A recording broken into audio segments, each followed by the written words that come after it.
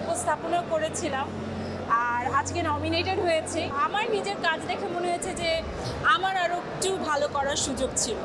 এখানে আসলে তো অফকোর্স সকল কলিগদের সঙ্গে দেখা হয়, আপনাদের সঙ্গে দেখা হয়, ভালো লাগে।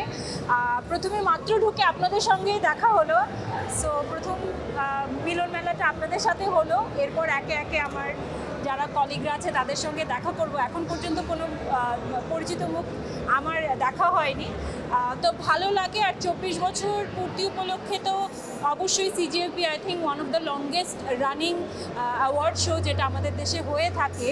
সিজিএফবির সাথে আমার স্মৃতি বলতে গেলে আমি অনেক আগে, আমার মনে হয় 11-12 সনের দিকে আমি উপস্থাপনা করেছিলাম আর আজকে নমিনেটেড হয়েছে। দেখা যাক কী হয়। আঁকা থেকে রেসপন্স ভালো। অনেকদিন পর ওটিটিতে একটা কাজ এসেছে, ভালো ছিল।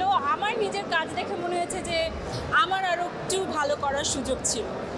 নিজের কাজ নিজে দেখে মনে হয়েছে। দেশে দেশে সবার সাথে দ্য নিউজ।